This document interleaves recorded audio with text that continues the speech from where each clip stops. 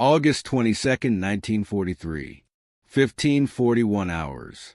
Altitude 30,000 feet over the Bay of Biscay. The sky is a pale, merciless blue, the kind that feels etched in steel. Frost forms thin cracks across the canopy of Zeeman II, Adolf Galland's Messerschmitt Bf 109 G6, hissing as the engine growls under full boost. The radio hums with static, and then the unmistakable sound of panic. Achtung! Multiple contacts high. Very high. Galland lifts his chin slowly, letting the light slip off his goggles. Against the sun, thin silver shapes grow larger by the second, slicing through the sky with a confidence that makes the back of his throat tighten. They're too big to be Bostonians, too fast to be fortresses, and too steady to be novices.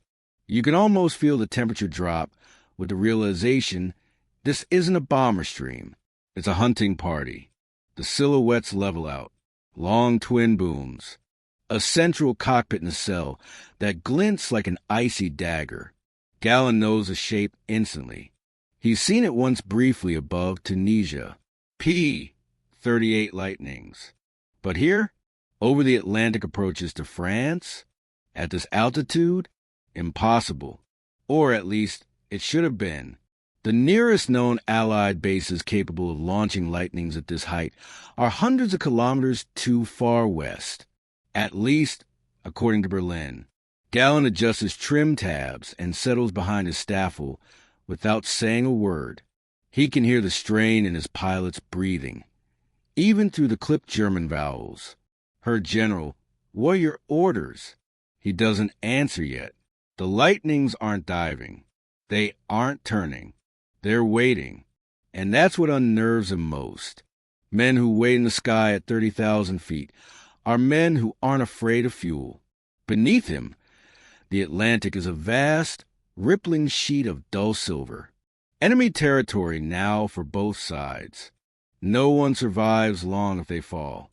The first Lightning noses toward them, not rushed, not hesitant, like a predator stepping out of the shadows.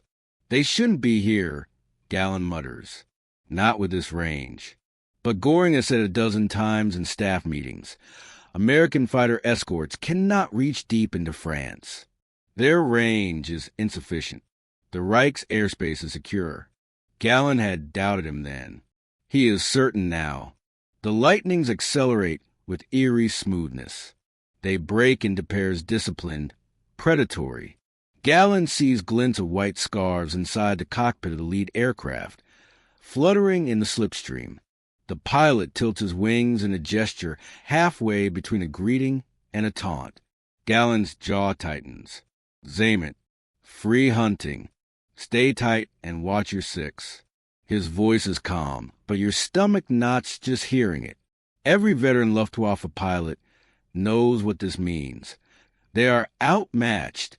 They are unprepared. And they are about to be tested by an enemy that was never supposed to reach this far inland. The first shots blaze across the empty sky, thin red tracers stitching toward a Lightning.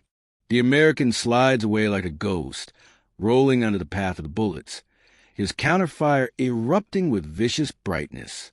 A Mi-109 spirals downward, trailing smoke. Galland's breath fogs his mask as he dives. The whirl becomes vibration, engine roar, metal strain. The sudden burn in his thighs as G-forces clamp around his legs. He whips behind a trailing Lightning, bringing its twin booms into his crosshairs. For a second, he has him. One heartbeat. Then the American does something no one expects. He climbs. Straight up. At 30,000 feet. No hesitation. No stall. Just a clean vertical arrow into the heavens. Galland's eyes widen. His aircraft sputters as the thin air starves the engine.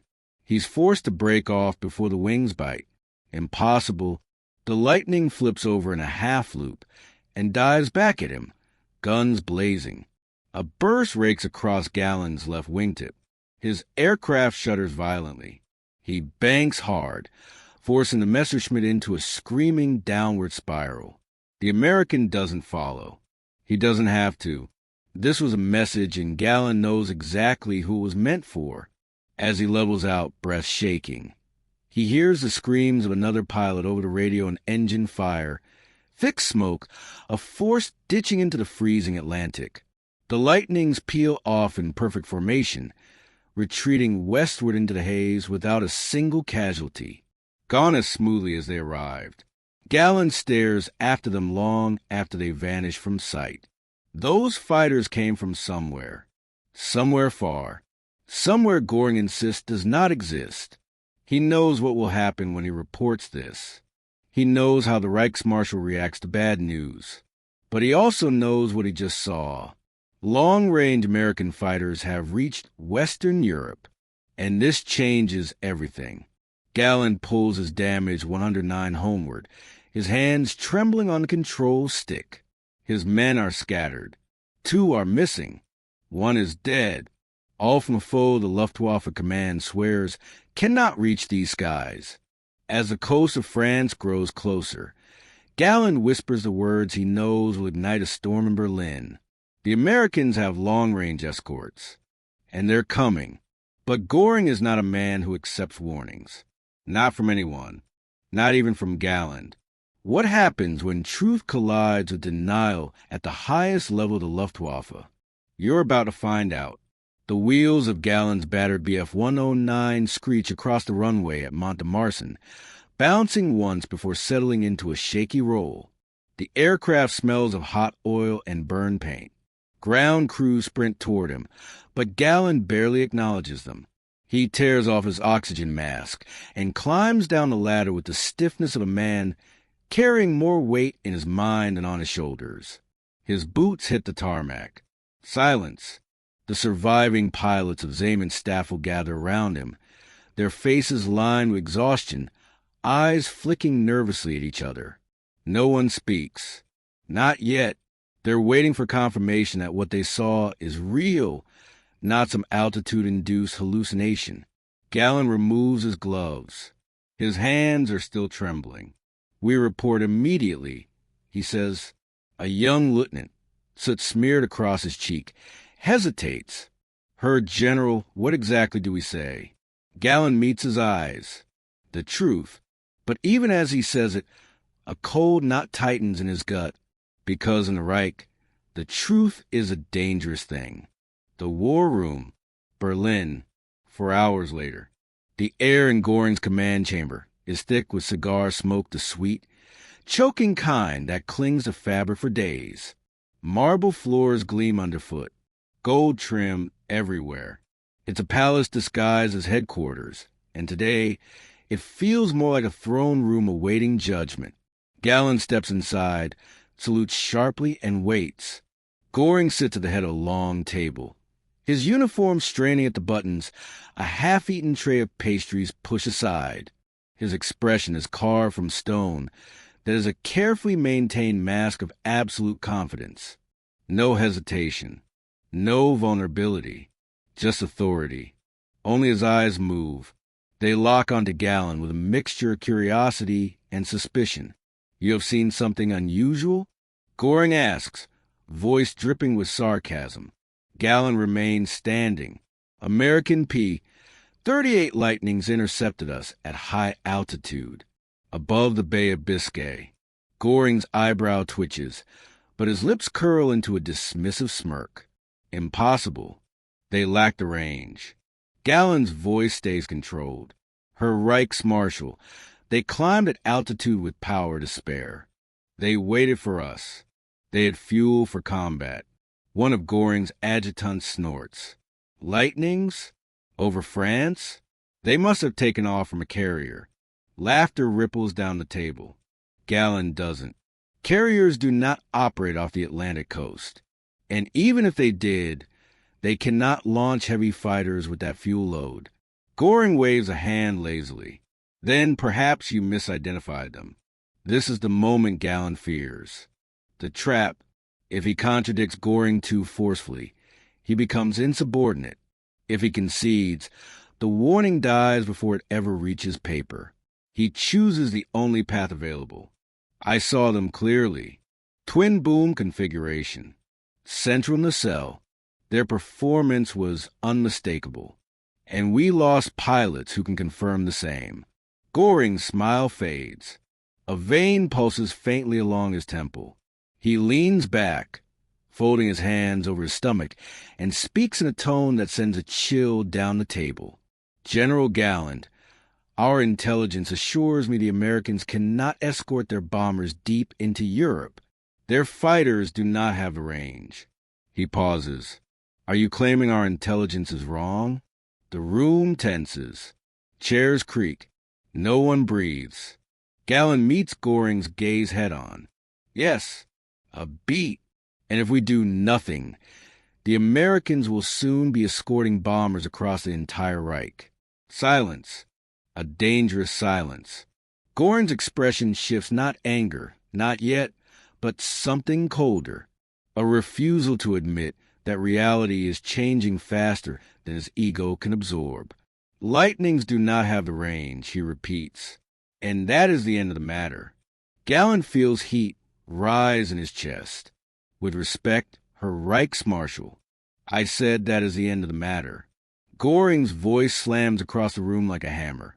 Galland stiffens, jaw clenched, but he doesn't look away. He won't. Not after losing men boys. Really to an enemy they were told didn't exist. A staff officer scribbles something on a clipboard, glancing nervously between the two men. Another officer leans over and whispers, too loudly. Perhaps Galland simply imagines American ghosts now. More laughter. Göring lets it continue. The message is clear. Truth is unwelcome here.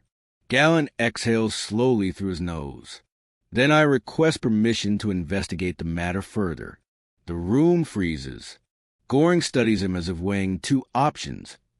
Crush the dissent, or pretend it never happened. Finally, he says, do whatever you feel necessary, Herr General.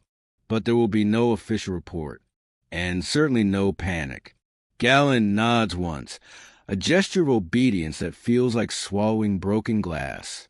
As he turns to leave, Göring adds with a soft, cruel note, long-range American fighters, ridiculous. Next you'll tell me their Mustangs can reach Berlin. The officers burst into laughter again. Galland stops at the doorway. He doesn't turn. He doesn't speak. But in his silence lies a certainty that makes his pulse quicken. The Americans are closer than Göring dares imagine, and they're not stopping. But how far will Galland go to uncover the truth, and how far will Göring go to bury it? Galland doesn't speak on the drive back from Berlin. The staff car rattles along a narrow forest road, tires hissing over wet gravel. But his mind is still trapped in that smoke-filled chamber.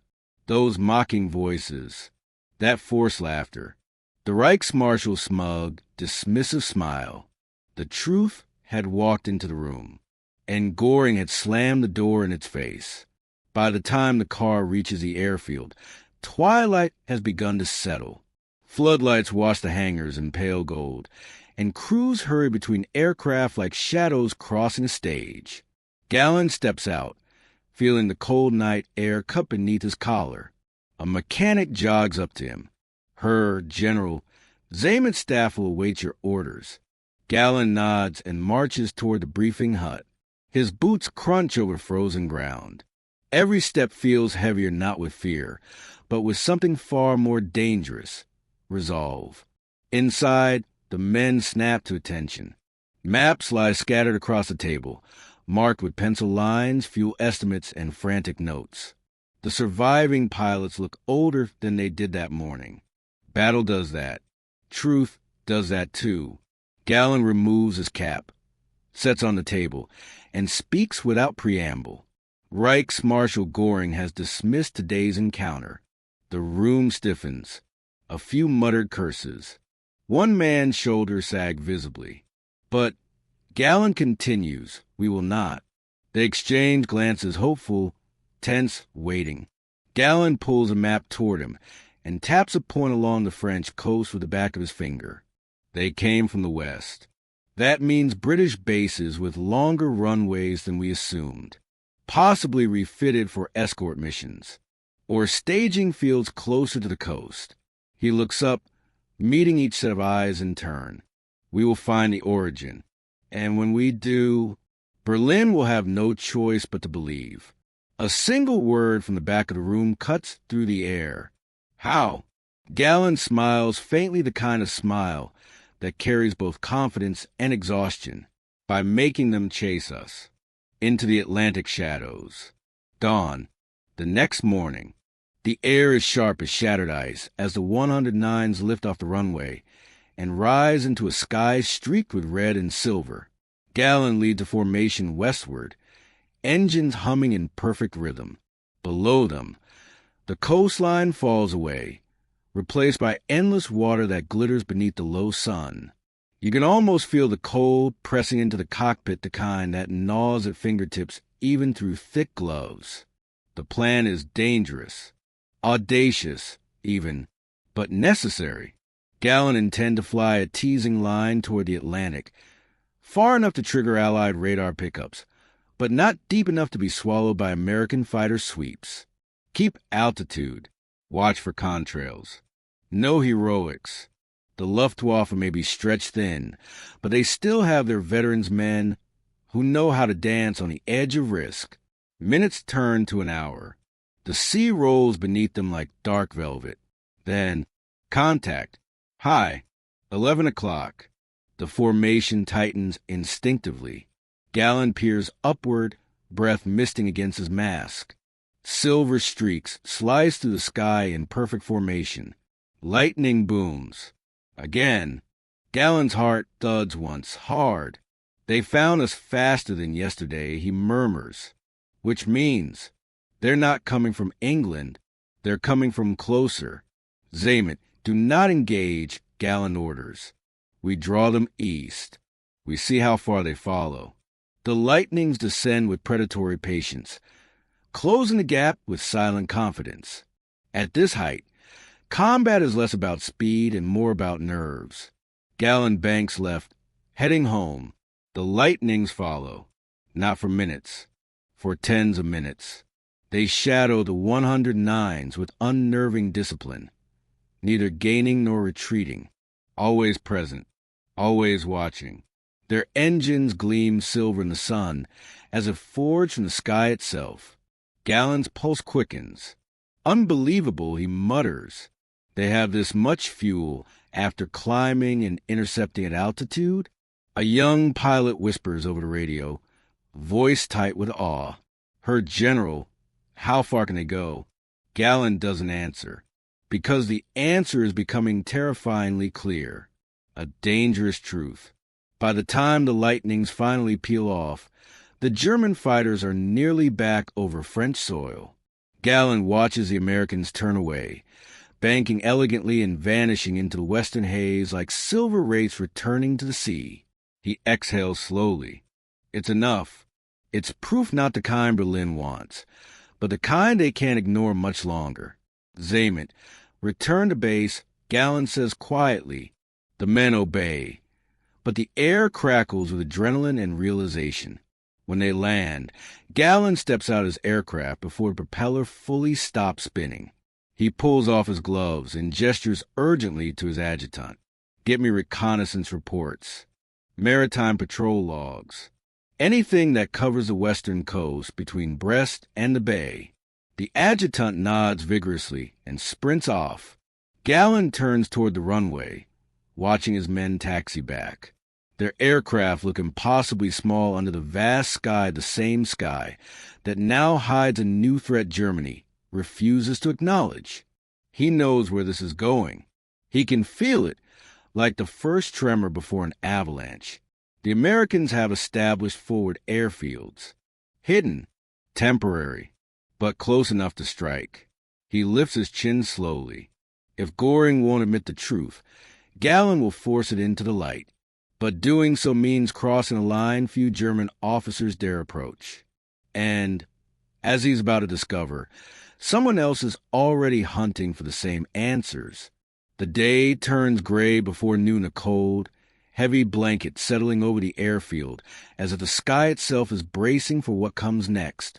Galland stands outside the intelligence hut, arms folded, waiting for the courier to return with reconnaissance files. His men drift nearby in uneasy clusters, speaking in low voices.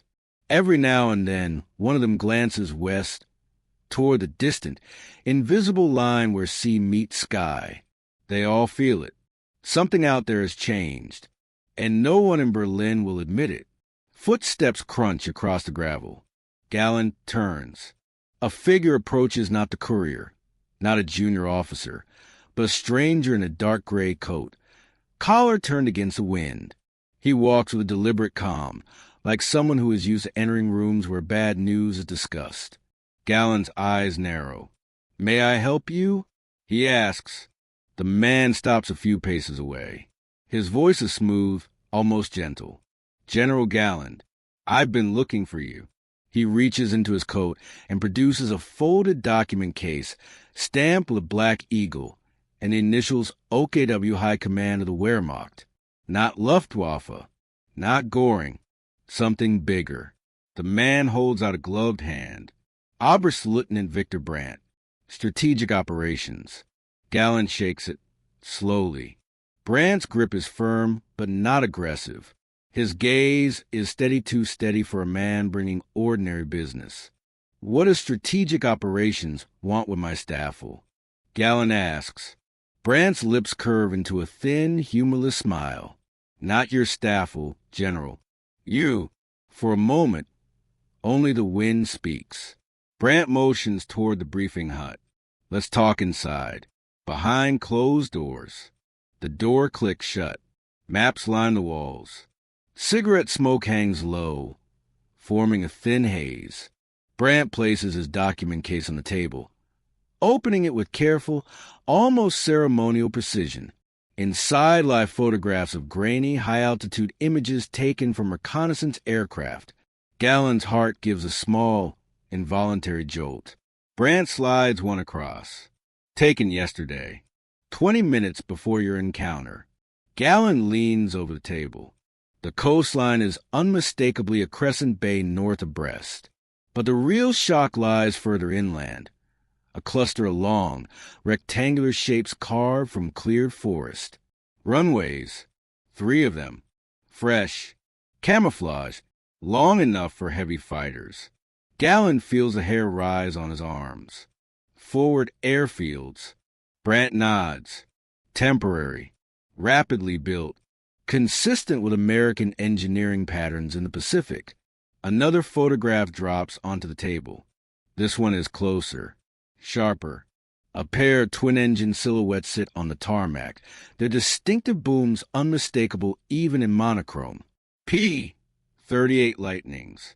Galland exhales slowly. So Berlin does know. Brandt raises a brow. Berlin? No. Göring? Definitely not. A pause. But other branches pay attention. Galland sinks into a chair, the weight of it all pressing against him. These fields give them range over half of France. Brandt slides yet another photograph across, this one marked with penciled circles and fuel calculation notes. They give them range over all of France. The room seems to contract. Galland drums his fingers against the table. Then why hide this information?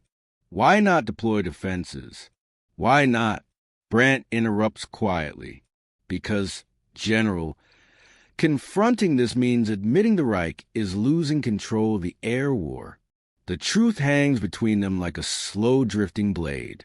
Göring's pride, his obsession with absolute dominance, his refusal to accept American engineering superiority. Brandt studies Galland with an almost sympathetic expression. You are one of the few with the reputation to challenge Göring's narrative. But doing so has consequences. Galland meets his gaze. Are you warning me? I'm advising you, Brandt replies. There are officers who believe we should prepare for Allied long-range escorts. There are others who prefer to silence such discussions. He closes the document case. Then he leans in. And I believe you will not stay silent. It isn't a question. Galland doesn't look away. No, I won't. Brandt nods once, as if marking that answer in an invisible ledger. Then you must understand. If you push this issue, you will be watched. Galland stands. Let them watch. Brandt's eyes flicker approval, perhaps before he straightens his coat. One more thing, he says. He opens the case again and slides a final photograph across the table. This one freezes Galland where he stands. It shows an American pilot next to a Lightning, posing with a wrench, sleeve rolled to the elbow. The man's face is young, too young, but what chills Galland is the insignia painted on the aircraft's nose. A red lightning bolt crossing a map of Europe. Brandt taps the emblem. This squadron specializes in long-range interception. They train for deep penetration. They have been preparing for this. Galland stares at the face in the photograph, the casual grin, the confidence. A boy, really, with a machine that can reach the heart of the Reich. Brandt snaps the case shut, the sound sharp as a pistol cocking. These are not isolated flights, he says. This isn't a test. It's the beginning. He steps back. General Galland, what will you do now? Galland exhales slowly. His decision is forming, piece by piece, like a weapon being assembled in the dark. I'll expose this, he says, with or without Göring's blessing. Brandt inclines his head. Then you will need more proof. Galland's eyes narrow. What kind? Brandt's answer comes soft, almost whisper-like, the kind that only comes from getting close. Very close. Galland's pulse kicks once hard. Close enough to identify squadrons. Close enough to photograph serial numbers. Close enough to confirm staging fields. Close enough that one mistake means death. Brandt moves toward the door. Your next encounter with the Lightnings must be deliberate. The door opens. Cold air rushes in. Brandt pauses on the threshold. And, General, be careful. Not everyone wants this truth to survive. The door shuts, leaving Galland alone with the photographs, and a decision that could cost him far more than his command. Night settles over Mont de Marsan like a shroud, a deep moonless black that swallows the edges of every hangar and turns the entire airfield into a landscape of silhouettes. Floodlights hum. Generators thrum. The cold, coastal wind cuts through wool and leather as if determined to seep into bone. Galland stands alone beside his aircraft, a hand resting on the cold metal of the cowling. His breath curls upward in pale white ribbons. He has not slept. Not really. He has spent the hours since Brandt's visit replaying every detail, every photograph, every warning. He knows what he must do. But knowing doesn't make the leap easier. A shadow approaches behind him. Boots crunch lightly on gravel. Her general? It's Oberleutnant Erich Hesse, one of his steadiest pilots, a man who has survived the worst the RAF threw at them during 41. His face is lined, exhausted but steady. Galland turns slightly. You should be in the barracks. Hesse, with respect, sir, none of us can sleep. Galland looks out across the dark field. The silhouettes of his men drift like ghosts, pacing, smoking, whispering. Word travels fast in the squadron. Too fast. You all sense something coming, Galland says. Hesse nods. We do, and it's not coming from Berlin. A faint smile touches Galland's lips, grim, tired but appreciative. Tomorrow, Galland says quietly, we'll lift off at dawn. Hesse waits. We will fly west. Slow. High. Vulnerable. He pauses. Deliberately. Hesse stiffens. Sir, we need another encounter. Galland cuts in. Closer. Controlled. We must force their hand. A long, cold silence stretches between them. Hesse exhales. I'll be ready. The dawn ascent. First light leaks over the horizon. A pale wound in the darkness. Engines cough to life one by one, each sharp burst echoing across the field. The air fills with the sharp tang of exhaust, frost melting under the heat of spinning propellers. Galland climbs into his 109. The canopy glass is so cold it stings his fingertips. As the engine steadies into a smooth, rising growl, he flicks through the checklist with mechanical precision. But his mind is elsewhere, on Brandt's warning, on Göring's denial, on the photographs burning a hole in his pocket. "Zaymet," he calls over the radio, wheels up. The staffel rises from the airfield in a tight arc, climbing into morning sky, like silver arrows piercing the dawn. Below, the land falls away. Ahead, the Atlantic stretches in an unbroken expanse of steel-gray shimmer. "Maintain climb," Galland says. Altitude 28,000. Their contrails unfurl behind them long, white scars etched across the sky growing brighter by the second. Time passes. Nothing. Just the hum of engines, the whistle of wind, the distant heartbeat of tension. Then, contact. "Hi." Bearing west. Hesse's voice. Sharp, controlled, but underneath it, an unmistakable tremor. Galland tilts his head back. There they are, 6 silver specks. Growing larger, louder, closer. P-38 lightnings. Right on schedule. "Perfect," Galland whispers. Closer than comfort. The lightnings don't attack. They approach with the same eerie confidence as before, disciplined, patient, a wolf pack tracing the scent of its prey. Their formation is tight, immaculate, every movement synchronized. Galland banks slightly, offering them a tempting angle. Not enough to break formation, just enough to lure them closer. "Zaymet, maintain course. Do not engage." He hears the breathing of his pilots over the radio, shallow, tense. The lightnings close to 400 meters, then 300, then 2. Galland can see the stitching on the American pilot's gloves, the flash of sunlight off the curved glass of the central nacelle, the red lightning bolt insignia painted on the lead aircraft's nose, the same emblem from Brandt's photograph. "Photographs," Galland says. "Now, click, click, click." Cameras fixed in 109 gun bays start capturing frame after frame as the lightnings ease along their flank. The American lead pilot drifts even closer. Too close. Galland swears under his breath. "Break away," he mutters. "Damn you, break away." But the Americans don't. Instead, he tilts his wings once, slowly, a gesture almost human, almost polite, as if acknowledging, "We see you. We know what you're doing. Try again." Galland's pulse hammers. Then the American pulls ahead, and the formation rolls away in perfect unison, climbing toward the sun until the glare swallows them whole. Gone. Galland exhales. "Zaymet, return home. We have what we came for." But even as he turns east, a cold realization forms in his mind. The Americans knew this was a trap, and they played along, which means they're confident, very confident. And confidence means preparation, planning, purpose. Galland's breath fogs a canopy as the coastline reappears. The Americans aren't just testing their range. They're preparing for something. But what? And how soon? As he descends toward the airfield, Galland feels a shiver not from the cold, but from the knowledge that the next step in this truth could ignite a war within his own command.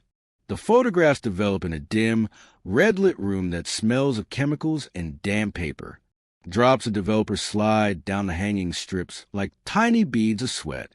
Hesse stands beside Galland, arms folded, eyes locked on the images materializing in ghostly silhouettes. One frame sharpens. A P-38 sliding along a Messerschmitt's wingtip, sun flashing off its canopy. Another. The red lightning bolt insignia, crisp and unmistakable. Another. A pilot's face was barely visible, but there, young, confidence, looking straight ahead, as if the sky belongs to him. Hesse exhales. Berlin can't ignore this. Galland doesn't answer right away. His jaw tightens as he studies the prints. He already knows ignoring is exactly what Berlin will try to do. Ignoring is safer.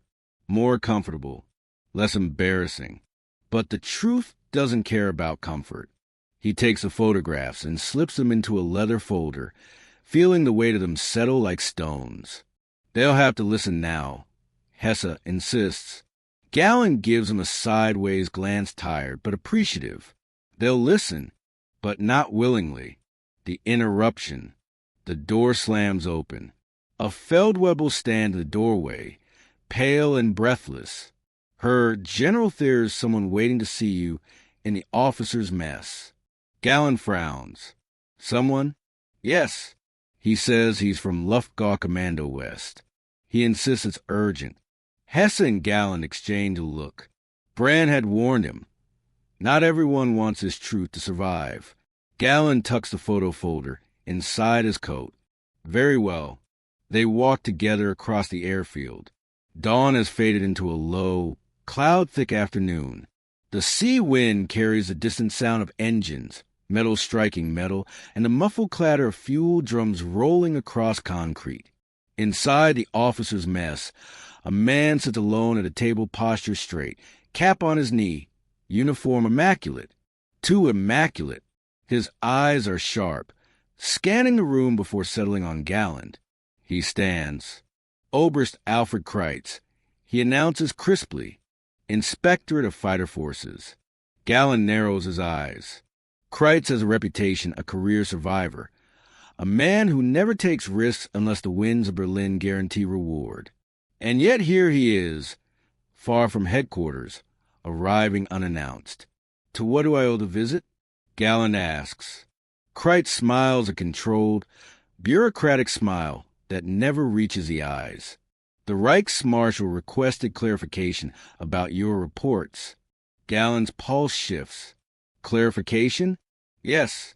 There seems to be concern, Kreitz says, that you may be overstating Allied fighter activity. Hesse bristles. Overstating? We were attacked by... Galland lifts a hand.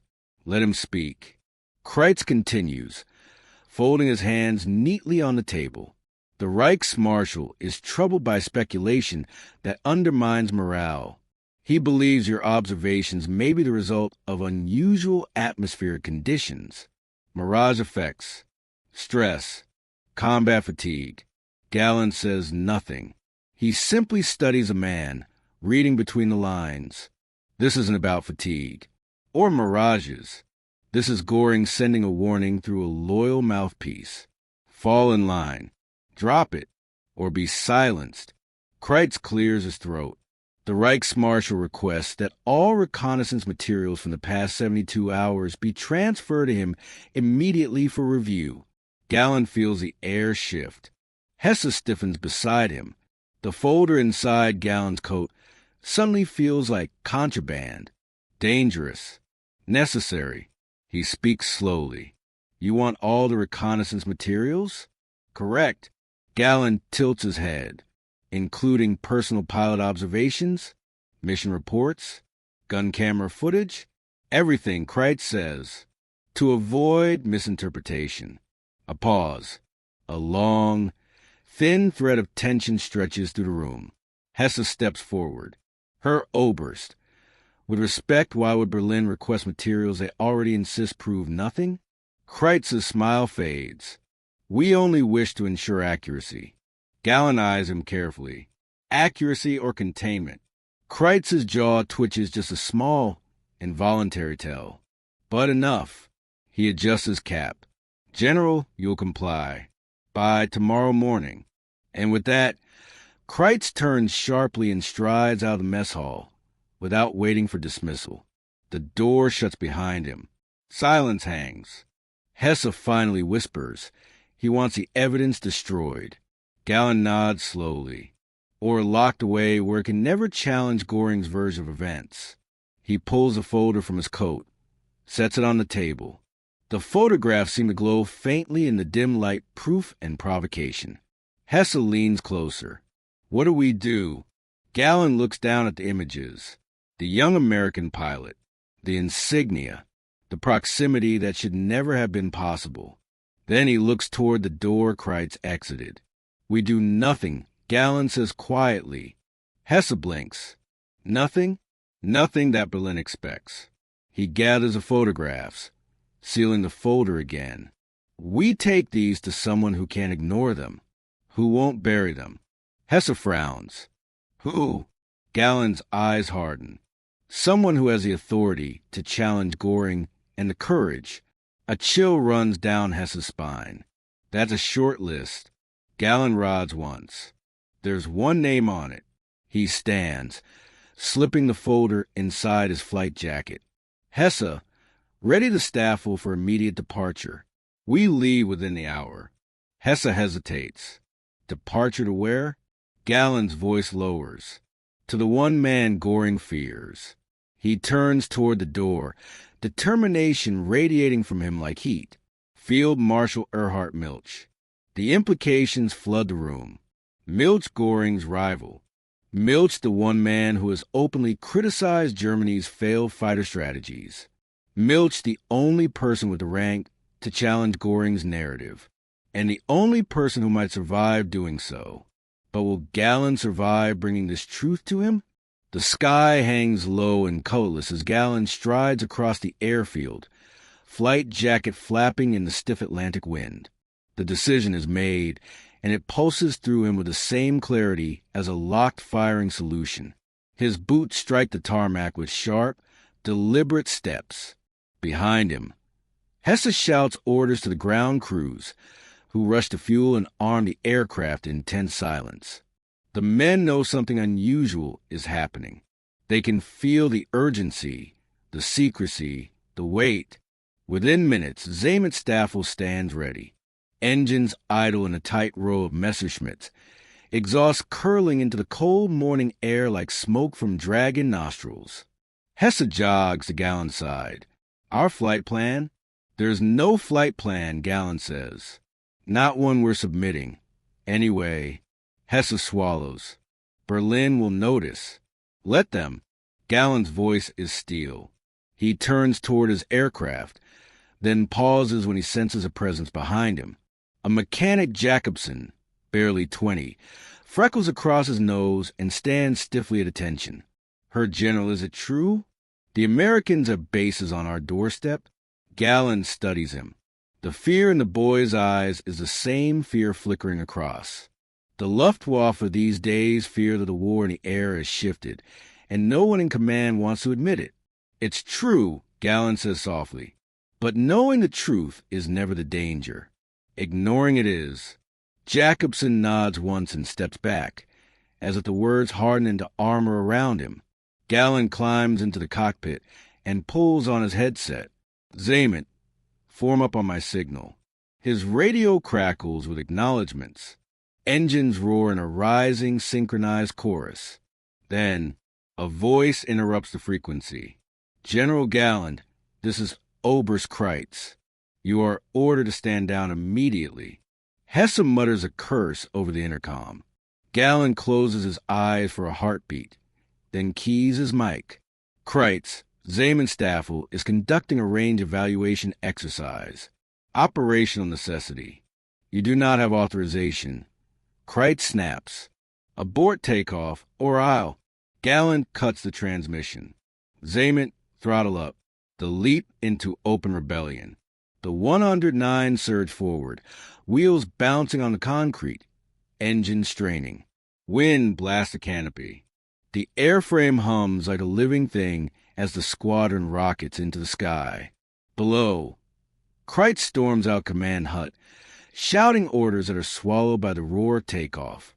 Gear up, maintain climb.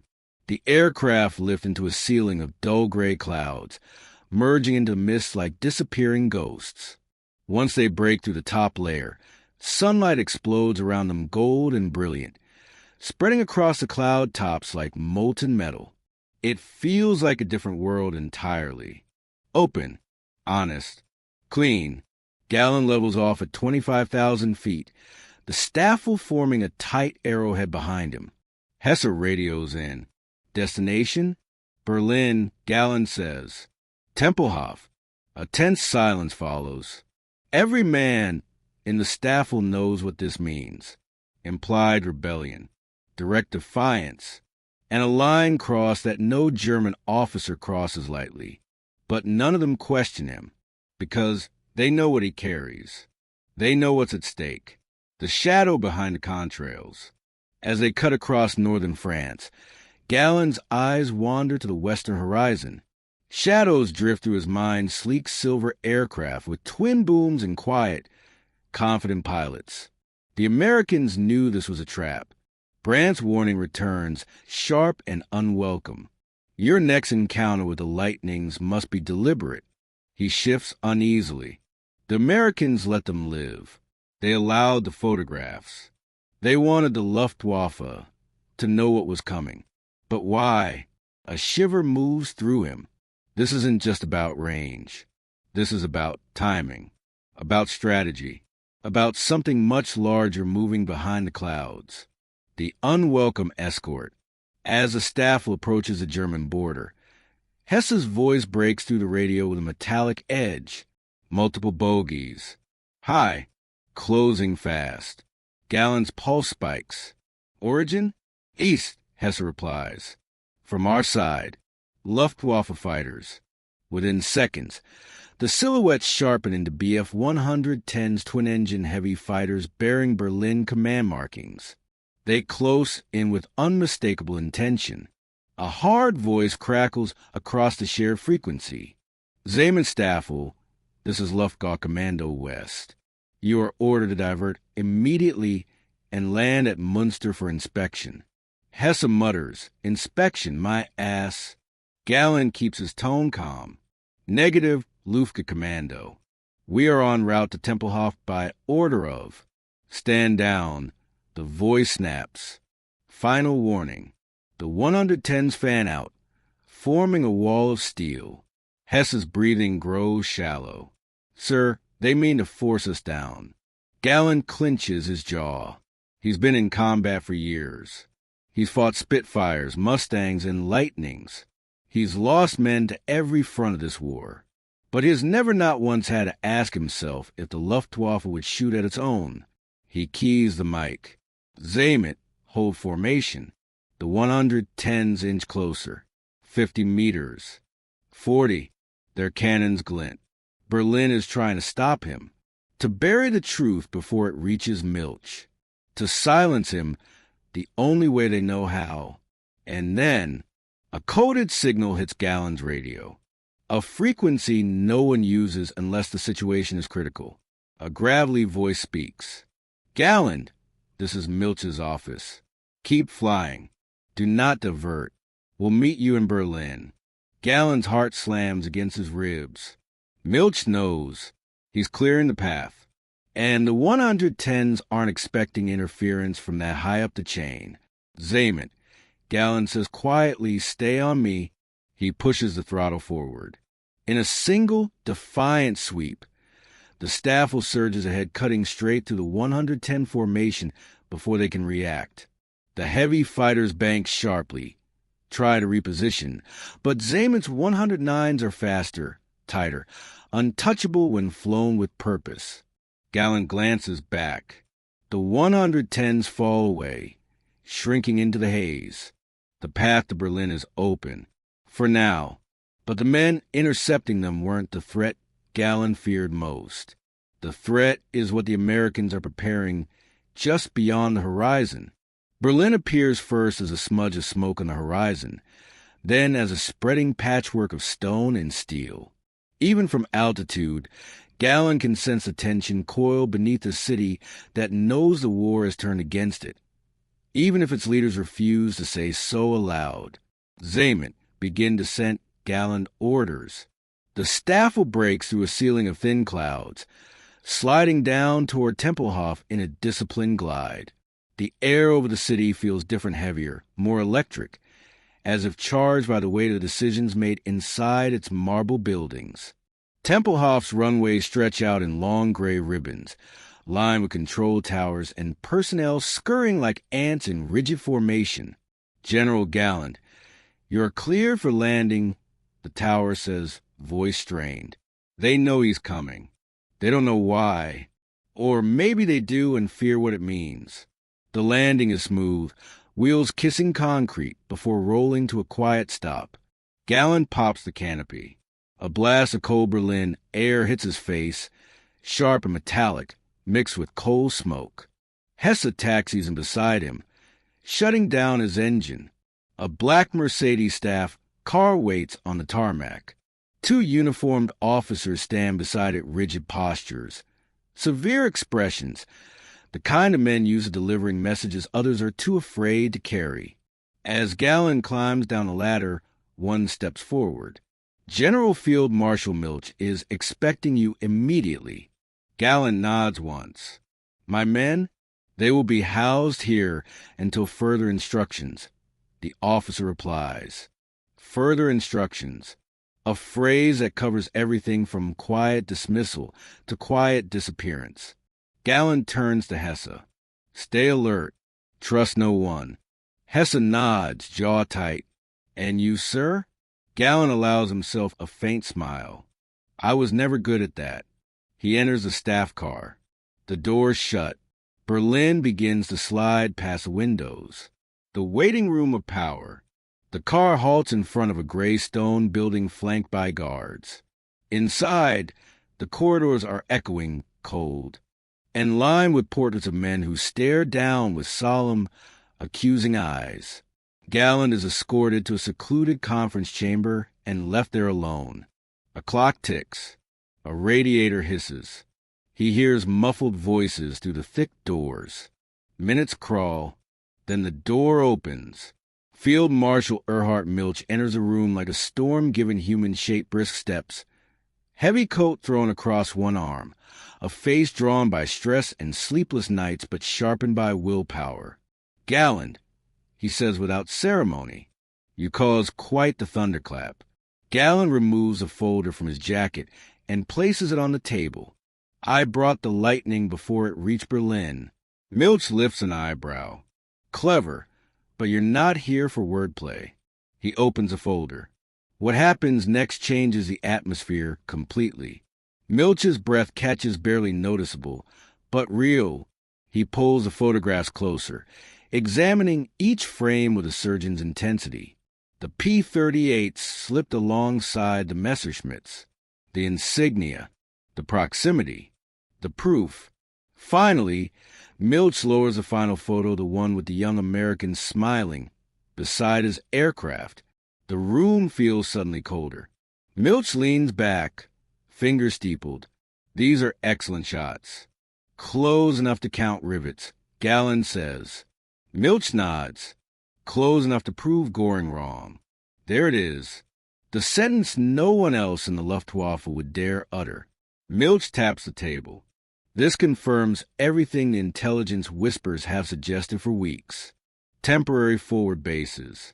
Closed support staging. The Americans are preparing a larger operation. Galland feels a jolt of vindication. Then we must.